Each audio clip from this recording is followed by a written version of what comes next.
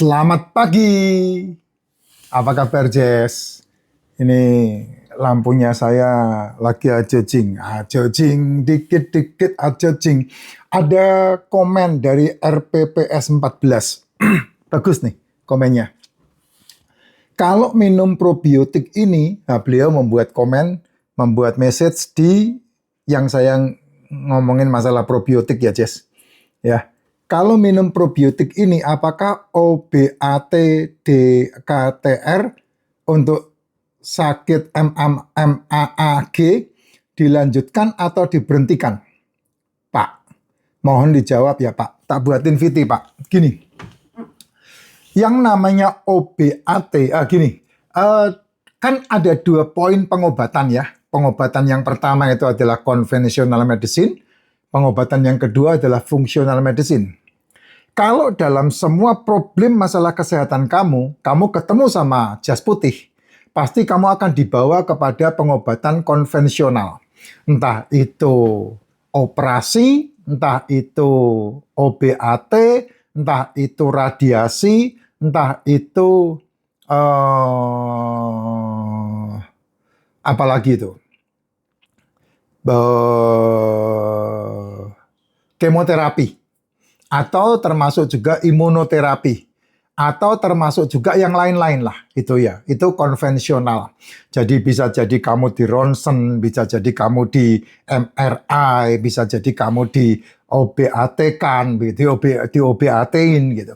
Itu adalah pengobatan dengan cara konvensional. Salah tidak? Tidak. Karena memang itu termasuk dalam salah satu pengobatan yang ada di muka bumi ini. Ya.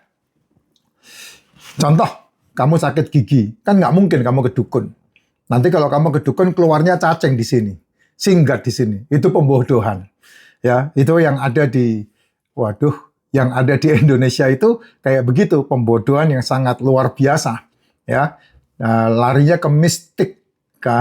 Kalau zaman sudah tahun 2025 kamu masih percaya sama mistik, itu TOL-OL-nya udah luar biasa itu. Kalau masih seperti itu ya.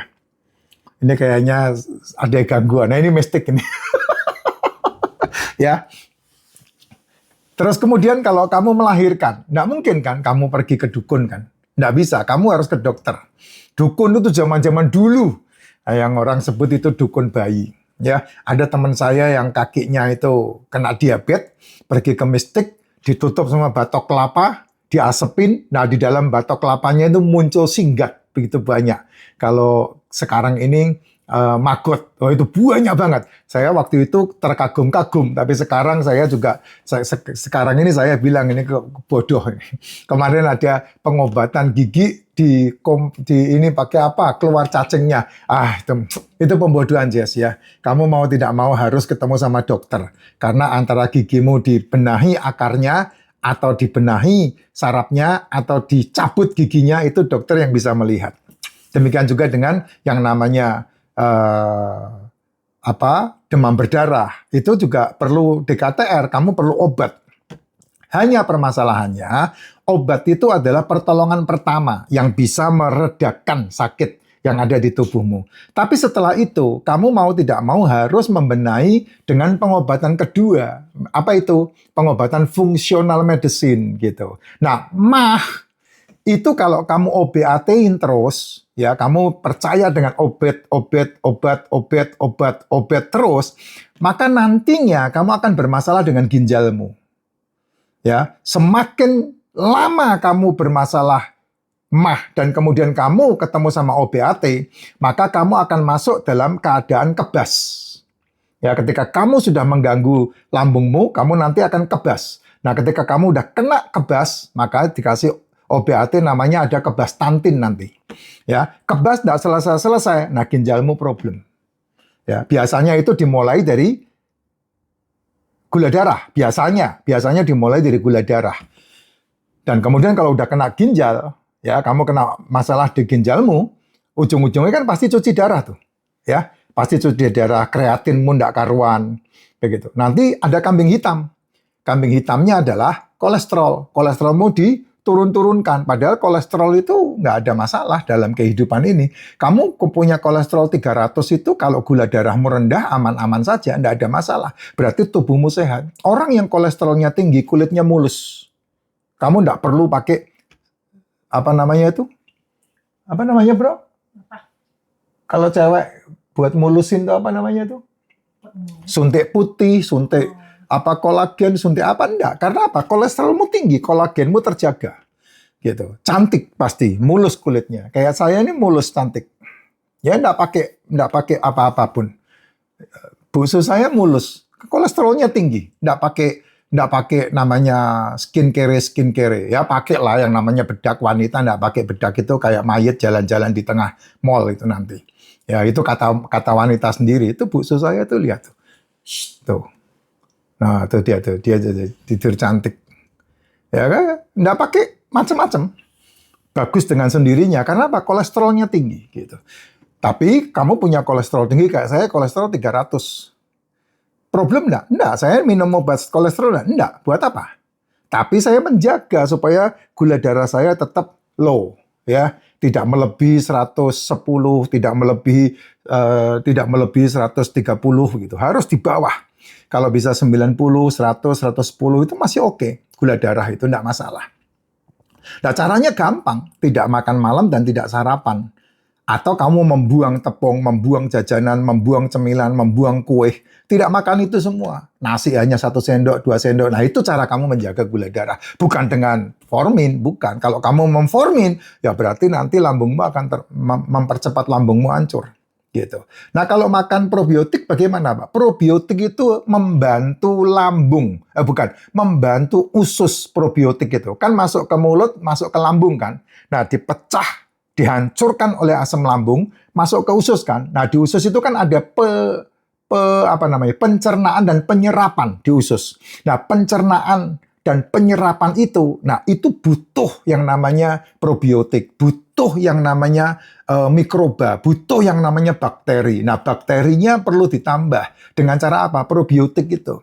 Pak, kalau saya nggak minum suplemen probiotik, boleh nggak? Boleh. Probiotik itu ada di yogurt, susu busuk. Tapi masalahnya kalau kamu minum susu busuk, itu kan ya goda-gada gadok ya, Jess ya. Susu itu nggak dibutuhkan sama kita orang dewasa di Indonesia. Ya susu. Tapi susu yang busuk itu membantu untuk pencernaan. Gimana tuh kamu menerjemahkannya tuh? Ya itu probiotik yang paling aman.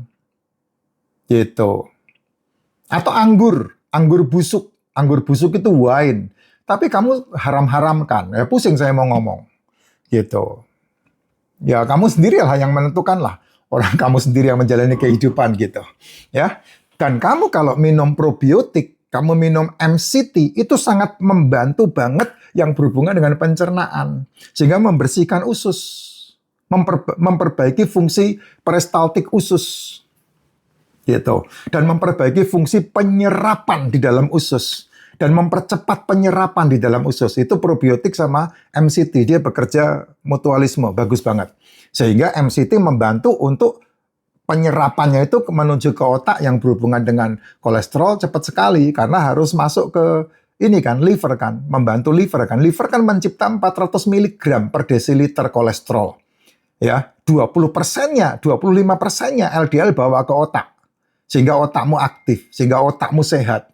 Gitu. Sisanya dari HDL membawa ke seluruh tubuh. Seluruh tubuh makannya kolesterol. Kalau tubuhmu makanannya kolesterol, sehat tubuhmu. Karena sel manusia itu butuh 5 makanan. Mikronutrisi, makronutrisi. Mikronutrisi adalah mineral sama vitamin. Makronutrisinya adalah asam amino, asam lemak, sama karbohidrat. Nah, sementara kamu mengasupkan ini terus. Nah, ini loh sumber masalah mah itu ini. Ya, melek moto, melek cangkem. Melek moto, melek cangkem. Bangun tidur kamu makan. Makan itu tidak salah. Tapi yang kamu makan sampah. Itu masalahnya. Yang bukan sampah apa, Pak? Telur, ikan, daging, seafood. Itu bukan sampah. Yang lain maaf, sampah. Jajanan, cemilan, cepuluh, ceblas, ganjel-ganjel perut yang kamu sebut setiap hari kamu makan itu. Itu sampah semua. Dan itu tidak dibutuhkan oleh tubuhmu.